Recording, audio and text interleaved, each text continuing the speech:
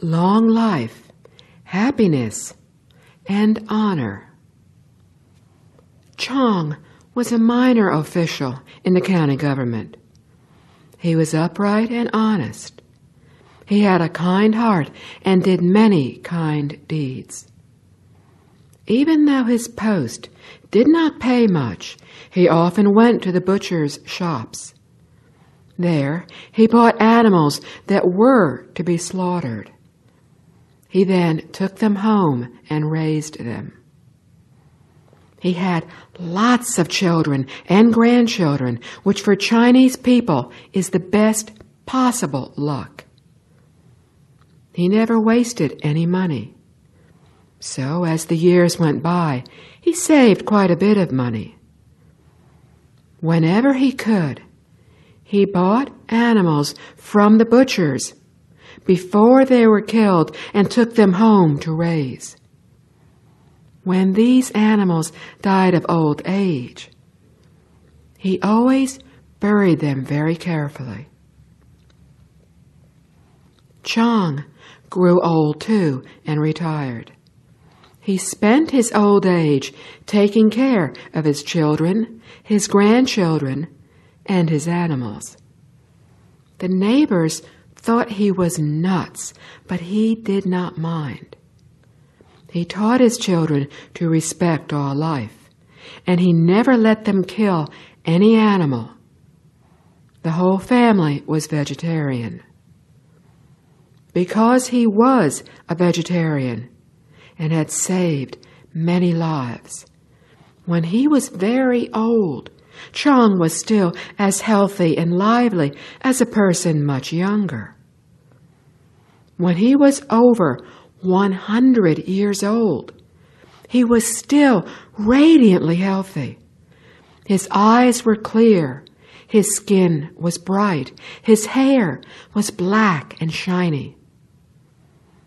One day, he called the whole family together.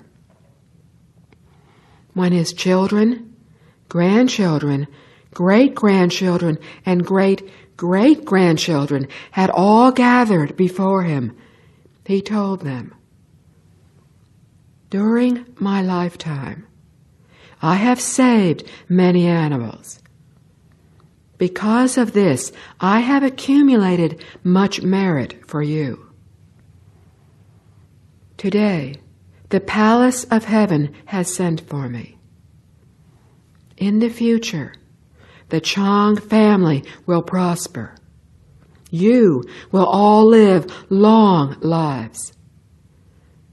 After I leave you, always remember my teaching. Never kill any living creature." When he finished, the whole family heard music that seemed to be coming down from heaven. They had never heard such beautiful music. It sounded so glorious that it must not have come from this earth. It seemed to be coming closer and closer. All of Chong's children, grandchildren, great-grandchildren, and great-great-grandchildren looked up to see where the music was coming from. But they didn't see anything. When they looked down again, Chong was sitting in his favorite chair, looking happy, but he had stopped breathing. He had died peacefully without any illness. Local officials heard this amazing story. When they had authenticated it, they reported to the emperor. He honored Chong's spirit by promoting him to a higher rank. Chong's descendants never forgot his teaching. They lived long, happy lives and never killed a living creature or ate a bite of meat.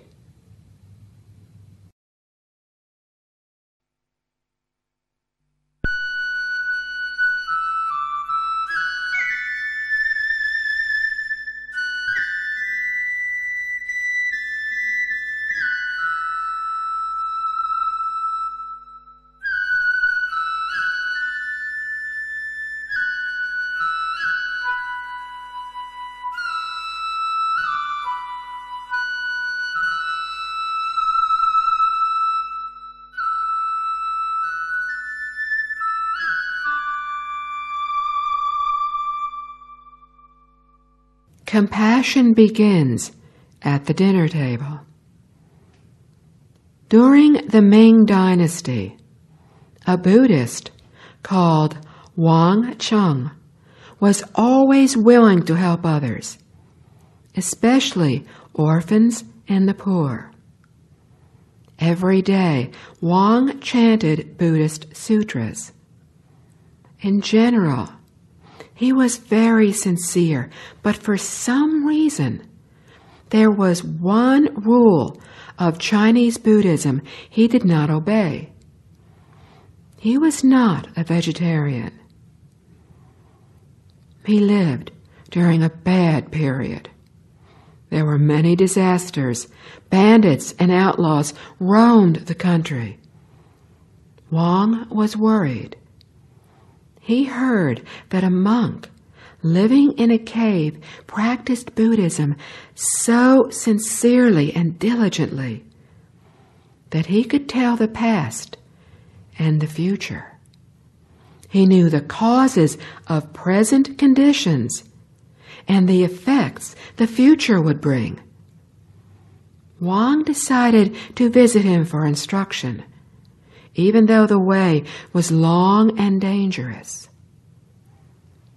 Finally, after many difficulties, Wang reached the monk's cave.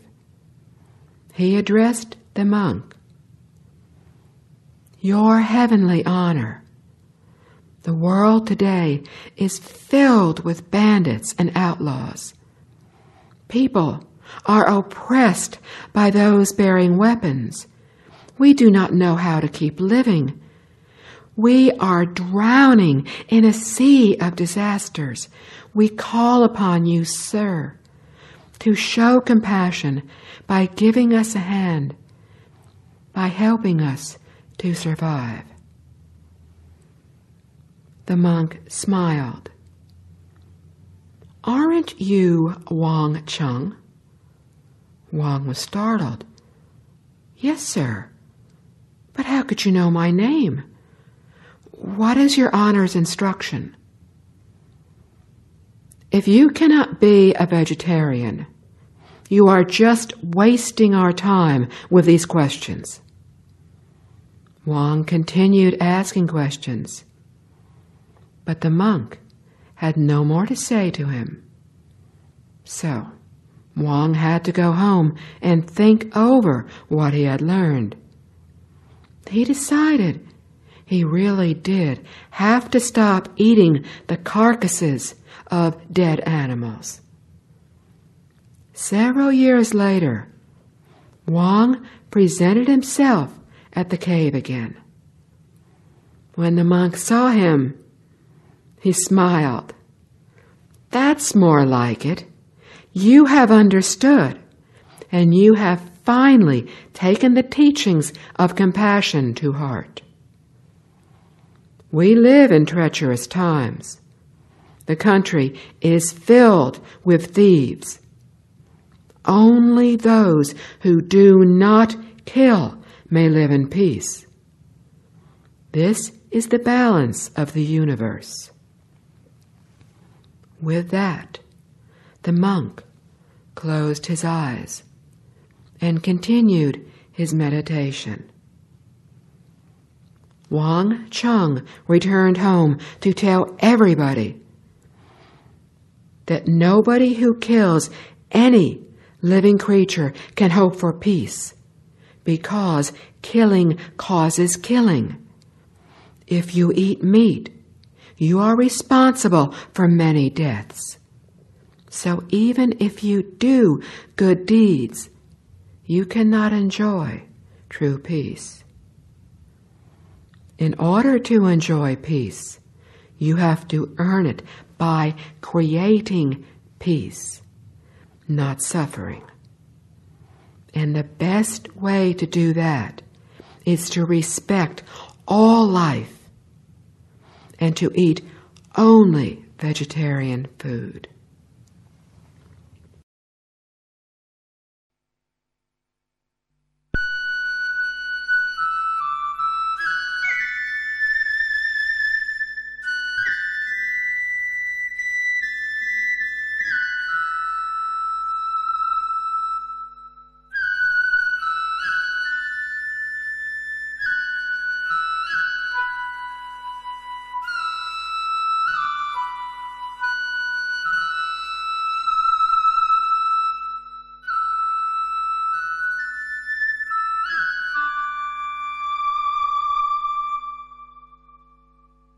an ideal birthday party. Granny Shu was the mother of an imperial scholar. They lived during the Ming Dynasty a few hundred years ago. Granny Shu was a lifelong vegetarian. She enjoyed doing good deeds. She did all she could to help those who were poor. Every morning and evening, she practiced her Buddhist dedications. She never missed a day. She was kind to her children, and her children were very good to her. So, they had a very happy family. In 1637, Granny Shu celebrated her 60th birthday. The 60th birthday is important for Chinese, but she did not celebrate with a cake and candles. 3 days before her birthday, she had her children prepare food and money for all the poor people in the area. When the big day came, the poor people crowded around her house. Everybody had a great time. Of course, the feast was all vegetarian dishes, and were they delicious. Everybody was stuffed.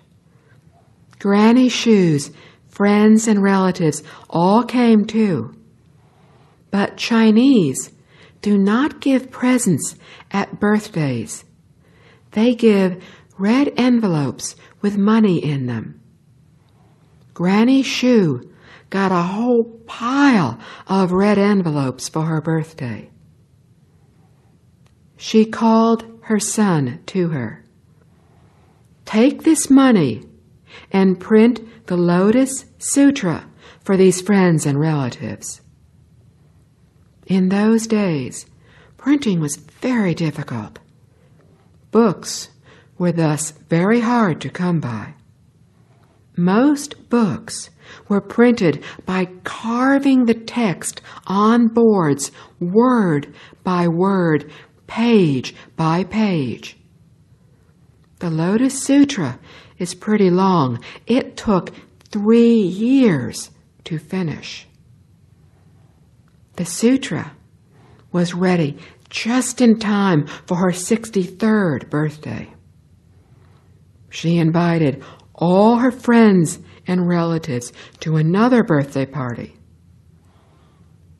This time, she gave every one of them a copy of the Lotus Sutra. Granny Shu lived for a long time. She was still lively and healthy at 80, and she always had a good appetite. Everybody said she didn't look a day over 60. Her children and grandchildren said they were so happy and prosperous because they were all vegetarians, and because Granny Shu had done so many good deeds.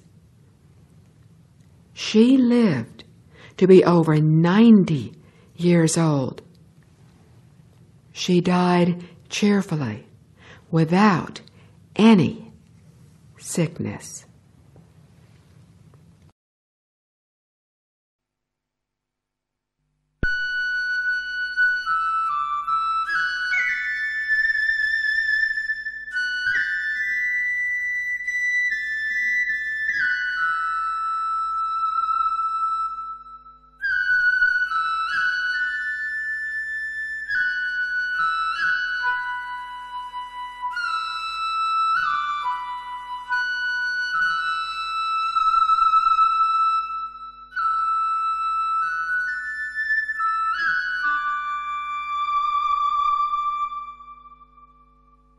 A dreadful birthday feast. There was an official who swore never to kill any living creature. But his wife had a nasty temper and a greedy mouth. Every day she killed some animals to make a tasty dish.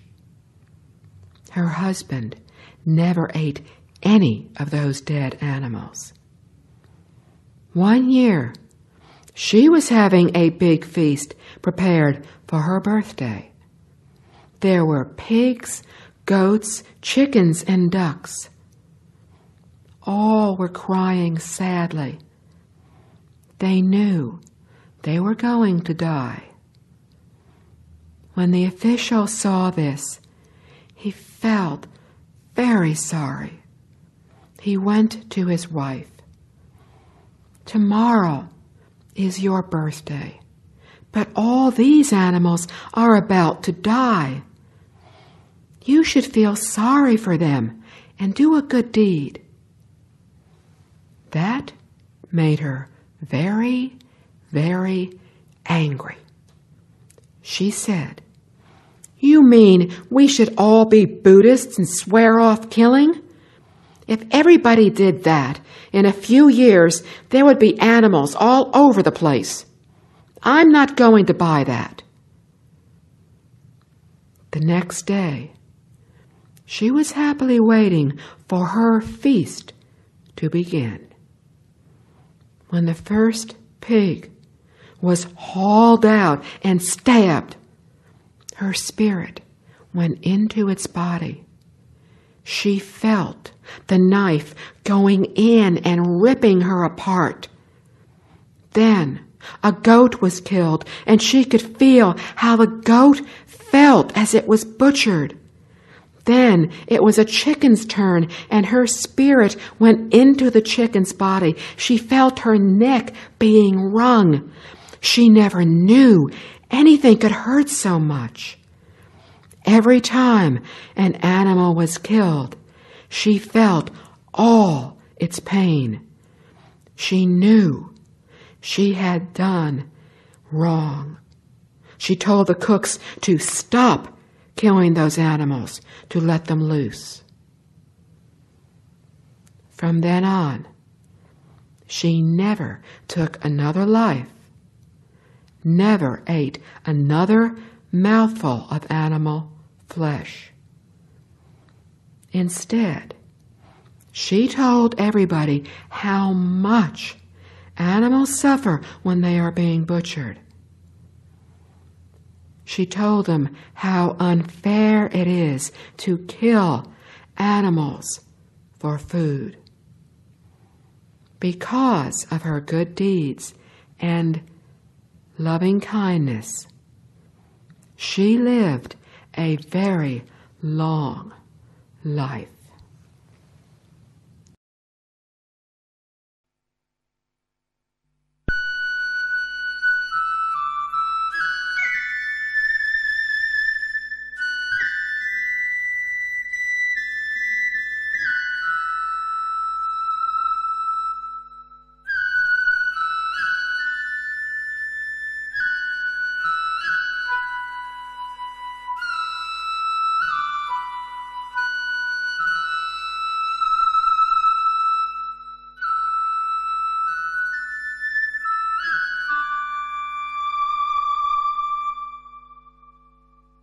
A kind official. Pan was a county magistrate. He was honest and kind.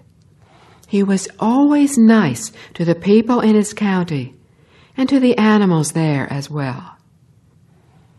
He made a law that nobody in the county could make a living by fishing in the rivers and lakes. Anybody who got caught doing that was to be arrested for committing a crime. Even though a lot of people there had made their living that way, they knew their magistrate was a kind man, so they did not complain at all. They obeyed his law. Because of this, everything went well in his county. Everything went so well that when another, bigger county needed a magistrate, the government decided to send him to take over.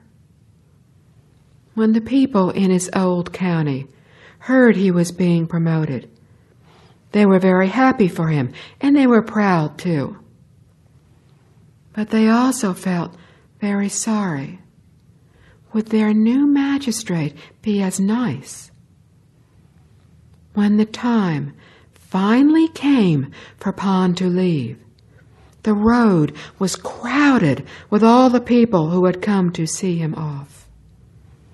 There were men and women, boys and girls.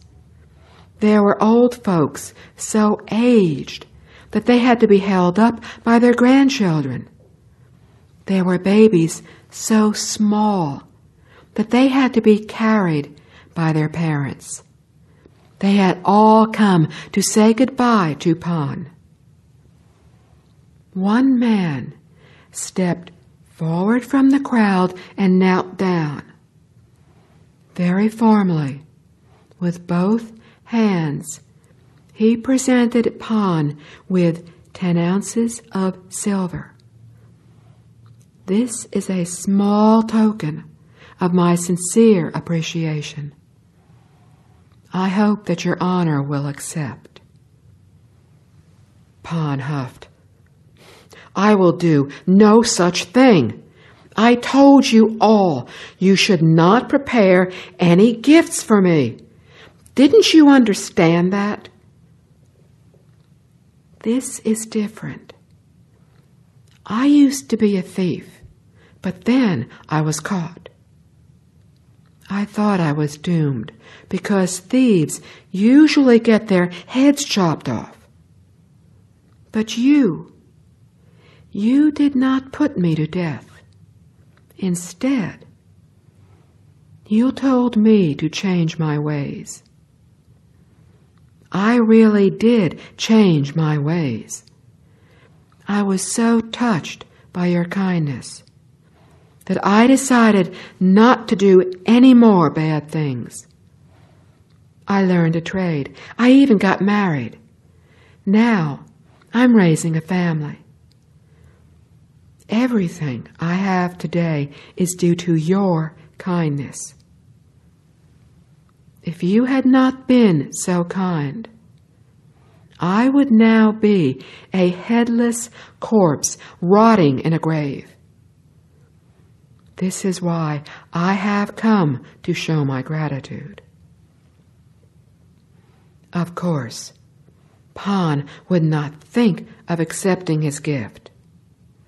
But this shows what a kind official he was. People living near the lakes and rivers of the county heard sobbing and crying coming from the water. The fish knew their good days were over. Once again, they would be caught and tortured to feed people. Even a fish, a crab, values its life and feels sorry when its protector leaves it.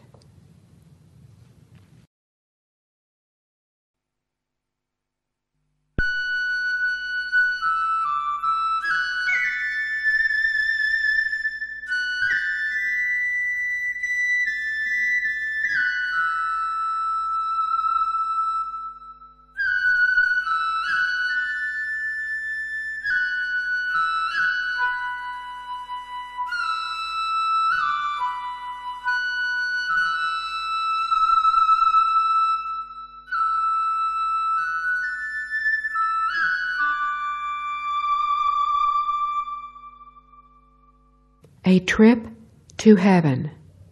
Ku was a vegetarian. He never ate animal products or the 5 vegetables of garlic, leeks, onions, scallions, or green onions. But one evening, he went to bed and didn't wake up the next morning. His family was very worried. He kept breathing, snoring, to tell the truth. So they knew he was alive, but he just kept on sleeping and sleeping. All in all, he slept for 7 whole days. What happened? They asked when he finally woke up. Hey, I was having a great time. When I went to sleep, I was groggy. But I thought I heard someone calling me. Guess who it was? A tax collector? No, not at all. It was Dharma Master Ta Kwang, my favorite monk.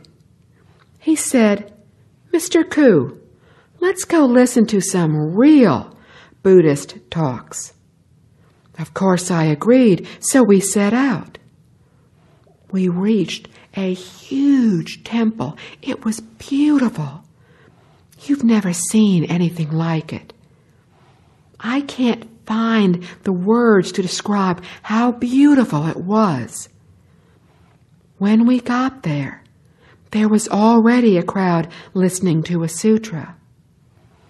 In one room, they were talking about the Diamond Sutra. In the back room, they were talking about the Gratitude Sutra. We went to listen to the Gratitude Sutra. When the monk finished, he reminded us not to kill anything, especially to eat.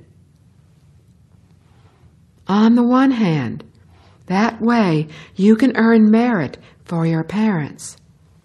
On the other hand, you can reduce your own bad karma. Also, he said that vegetarians can concentrate on spiritual matters more easily. Also, they can stick to their principles better than people who eat meat.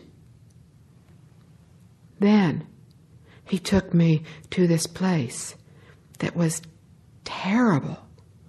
The first thing I saw was a pool of blood. Then I saw a woman lying in the pool of blood. She was crying and groaning. Her body was covered with worms. I think they were eating her. I asked, "What's happening?" The master explained, "Because you are a vegetarian and have done many good deeds, your mother in this life has been helped. But this is your mother from one of your past lives. She used to love to eat ducks. This is what she got for that. You can help her too. Recite the Great Compassion Mantra and the Pure Land Mantra, and she will be released from this suffering." Then the master brought me back. I had no idea I was gone so long.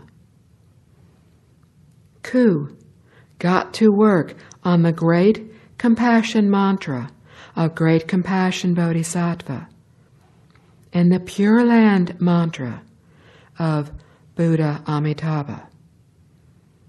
If you would like to learn them, you can ask a monk or nun to teach you. The Great Compassion Mantra is pretty long, but the Pure Land Mantra is shorter.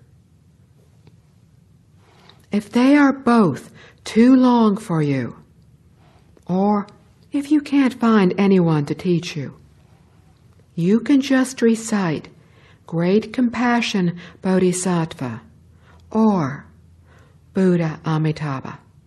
That's just as good. And if you can be a pure vegetarian like Mr. Ku, that is even better.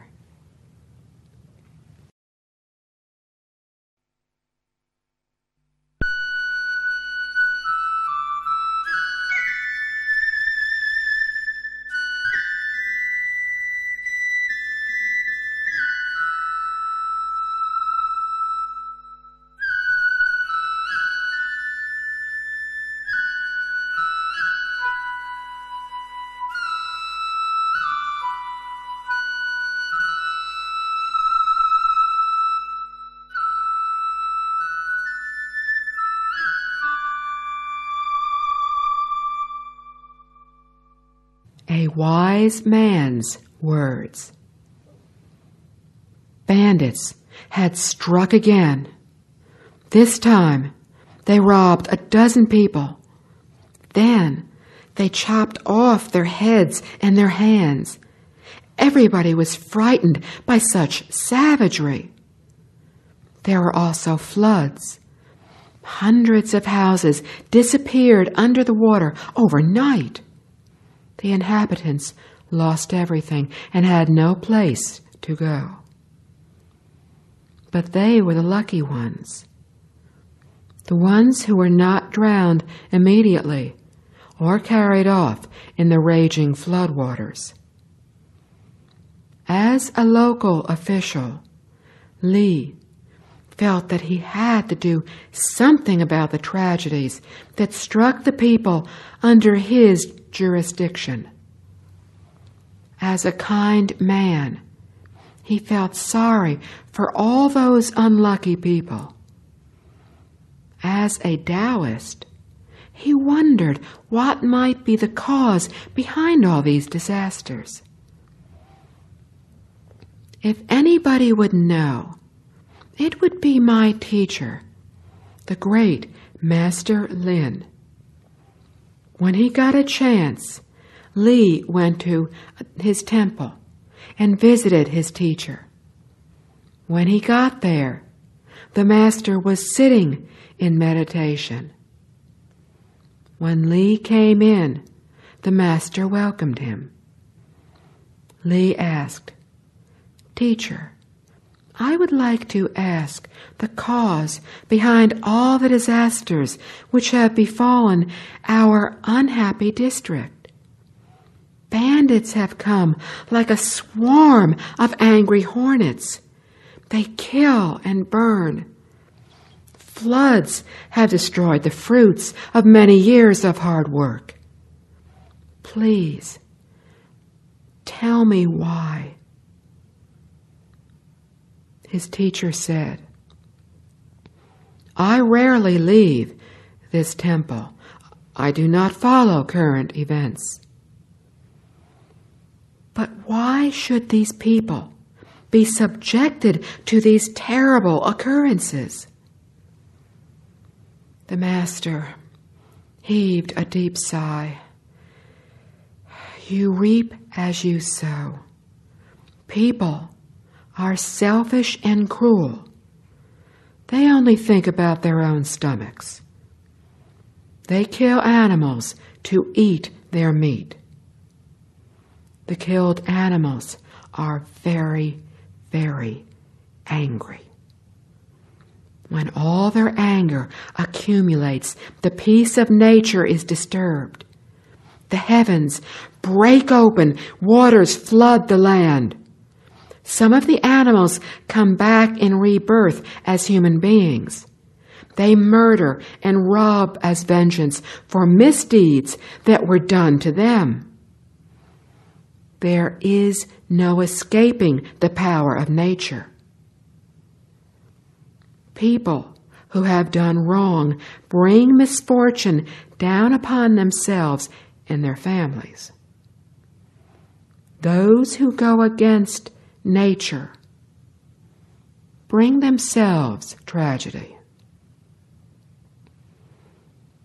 Although this story dates back hundreds of years, it is especially important for us now, at the beginning of the 21st century. We are seeing more hurricanes and tornadoes. We are seeing earthquakes, drought, many storms, windstorms, snowstorms. All these are destroying property. They are leaving thousands homeless around the world. We would do well to listen to the wisdom of the ancients. We would do well to see how we fly in the face of nature. Killing, violence, drug abuse, unsettling music, alcoholism. all our bad habits are modern people's entertainment. Is it any wonder that nature can barely tolerate us anymore?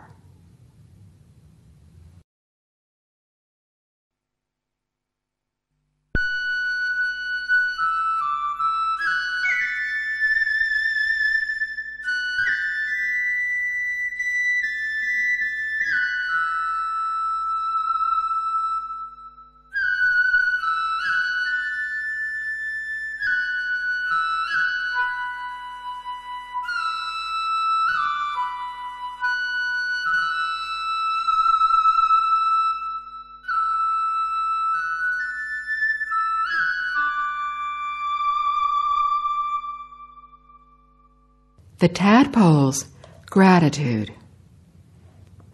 Chang was a county official. One day, he went out on a tour of inspection.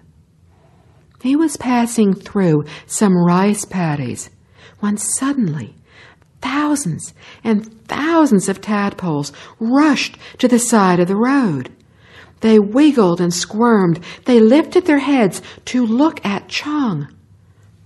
How odd. It almost seems like they're pleading for something, Chang said to his secretary. Yes, you can practically hear them crying out. Chang decided to investigate. He got out of his chair. The tadpoles got excited. They started swimming in a certain direction. Then they stopped every few feet to look back, just like a dog trying to lead a person on. Stranger and stranger, Chang thought as he splashed through the paddy after them. Then he stopped with a gasp. 3 corpses were lying in the water in the center of the field. He pulled out his sword, but there was nobody in sight but the men who were with him. He looked at the corpses. His secretary cried out, "Look, sir, one of them is still alive." Chang was a powerful man. Without waiting for help, he pulled away the 2 corpses and dragged the 3rd man to the side of the field. He was still breathing, and his heart was beating weakly. "We got here just in time. Much later, and he'd be dead." Chang immediately called for some hot broth. Before long, the man revived. He thanked Chang profusely.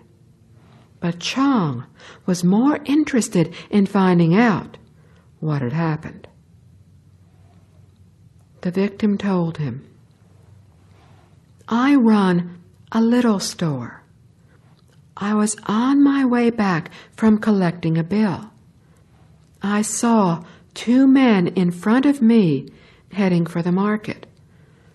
These guys here. I asked them what they had to sell, and they said fresh tadpoles. Some people like to eat those, as Your Honor knows.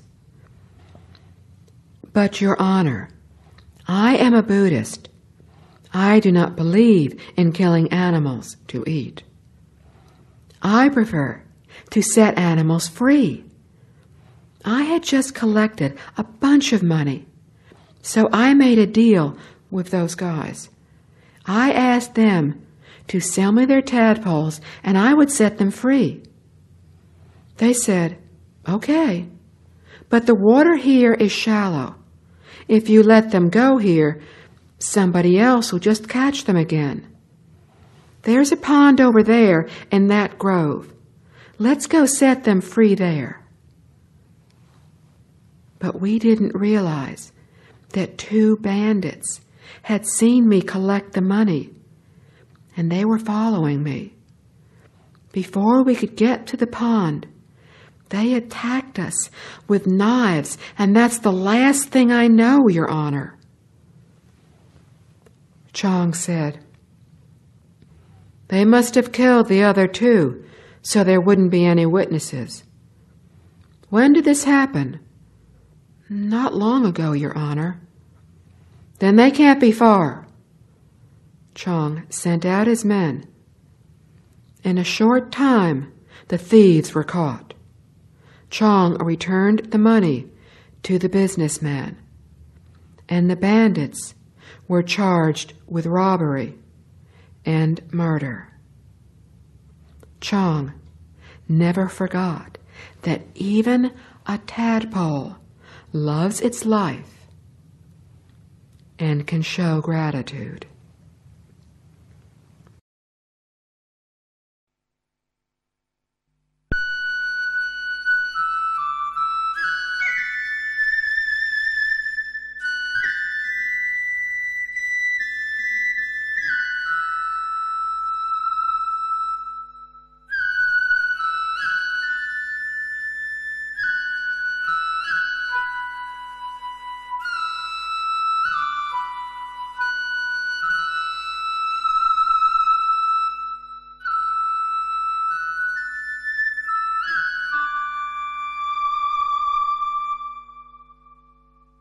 Turtle Mail.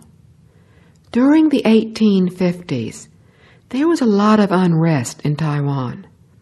So the emperor sent Shu with soldiers to calm everything down. Tong was sent along with him. Tong was anxious to find out how things were with his little brother, who was leading troops across the Taiwan Strait on the mainland. But in those days, communications were poor at best. And during wartime, it was almost impossible to get letters through. One day, 4 men came with a huge sea turtle for sale. It was gigantic. The price they were asking was also very large as well. Tong's subordinate, Chang, thought of buying it, but balked at the price they asked. Then the men asked Mrs. Tong, but she thought the price was too high as well. Just as the men were about to take it away, Mrs. Tong saw the turtle looking at her with a very sad expression in its eyes. It was crying. She felt sorry for it, so even though the price was very high, she bought it. She talked it over with her husband, and he decided that he would free it the next day in the ocean.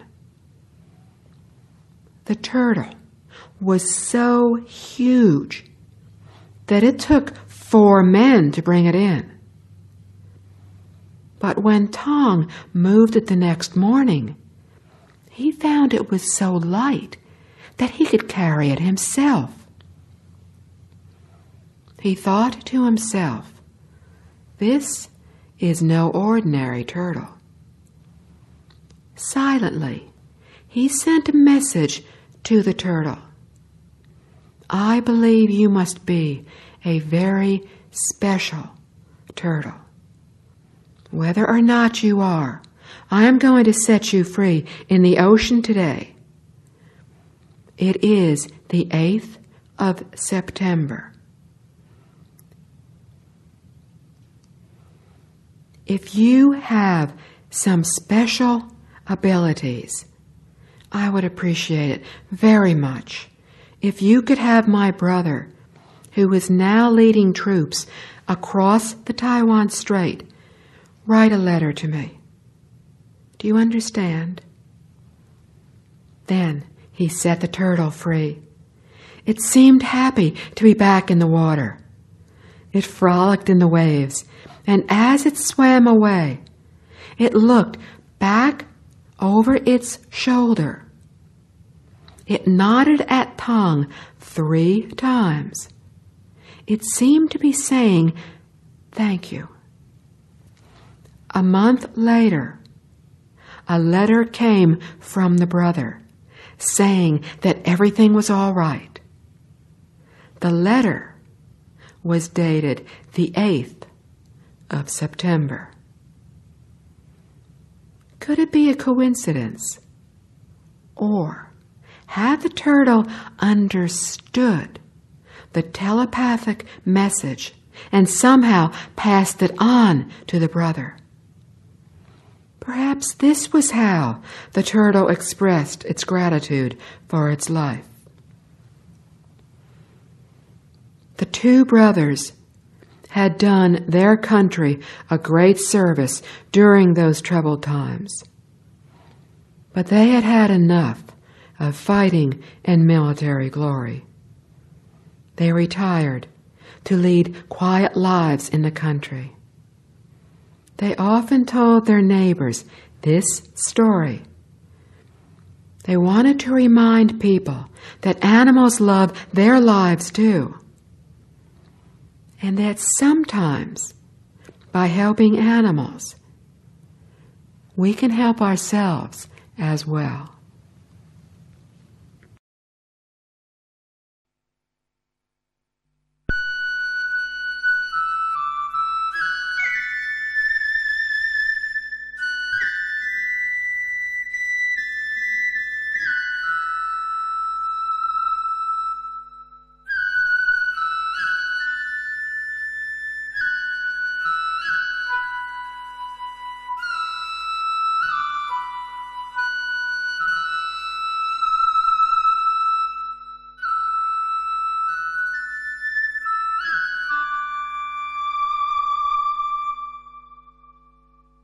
Old Lady Kung. This is something that happened during the later years of the reign of the Emperor Qianlong, during the end of the 18th century. The people in his city were all very mean. They actually enjoyed killing. Not just the boys and men were cruel, but the old folks, the women, even the little girls were mean too. There weren't many little girls, though, because the people there preferred boys. If they had a baby girl, they would drown her and try again. They didn't care that they were killing their own babies, so you can imagine how they treated animals. They taught their children to collect spiral lion snails to sell and to eat. Kids gathered snails, clams, and frogs. Even the very littlest ones knew how to kill these animals with a knife. If a father or mother found their children mistreating animals, they would smile proudly and say, "What a smart kid I've got." Of course, since the children there were brought up that way, they took it for granted that butchering animals was good. So when they grew up, they killed any animal they could lay their hands on. But that is not to say that everybody was rotten to the core. There was one nice old lady named Kung. She was about the only person there who knew better than to kill animals. In fact, she used to save spiral lions that had wandered too far from the water. She saved a lot of ants from getting stepped on. All her neighbors laughed at her and said she was a nut. One night, a fisherman dreamed that two men dressed in black official uniforms picked up a book from the riverbank. He asked, "What's that book?" "This is a record of good deeds and bad deeds. There are a lot of debts due for all you people's killing. You had better watch out." The fisherman didn't think much of the dream, because he had always killed things. But 5 days later, the whole city was wiped out in a big flood. Most of the people did not even have a chance to yell for help before they drowned. Only the old lady Kung escaped. The day before the flood, her youngest grandchild had come down with malaria. She took him to a temple in the mountains to burn incense and to ask the gods to help cure him. A few days later, he was okay, so she left the temple. But when she got home, she found the whole town was gone. Only she and her grandchild had escaped. Everybody else was dead.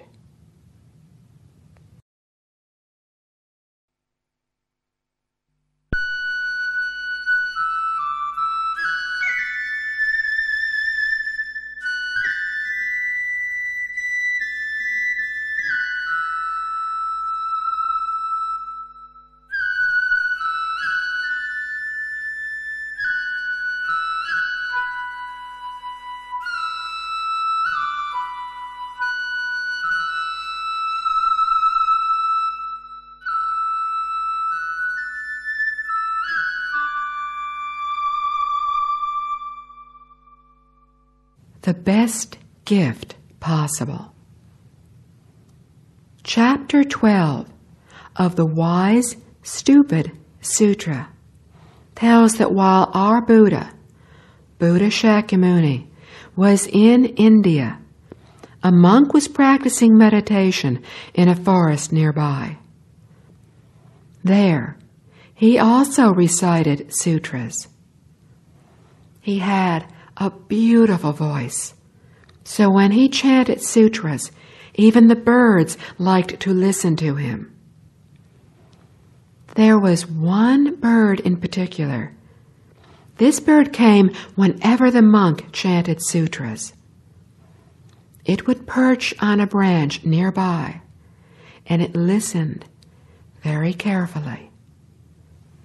One day, while it was absorbed in the sutra, a hunter killed that little bird. But because it had paid such careful attention to the sutra, after death, its spirit went to the palace in one of the heavens, where it was born as a glorious heavenly being. He had the power to see into past lives. When he realized why he had been reborn in heaven, he brought heavenly flowers. He scattered them about the monk reading sutras in the forest. Then he bowed to the monk to show his reverence and gratitude. The monk was very surprised to see a heavenly being showing such respect to a mere mortal. He asked why. When he found out that this was his little listener, the monk was so happy for him. He gave him the best gift possible, the gift of wisdom. He told the bird, who had become a heavenly being, about the truth of the universe, what we call Buddhism.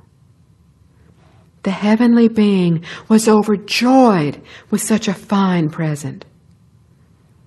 With his new wisdom, he made quick progress. He went back to heaven to continue his studies. Namo Amitabha. Homage to Buddha Amitabha.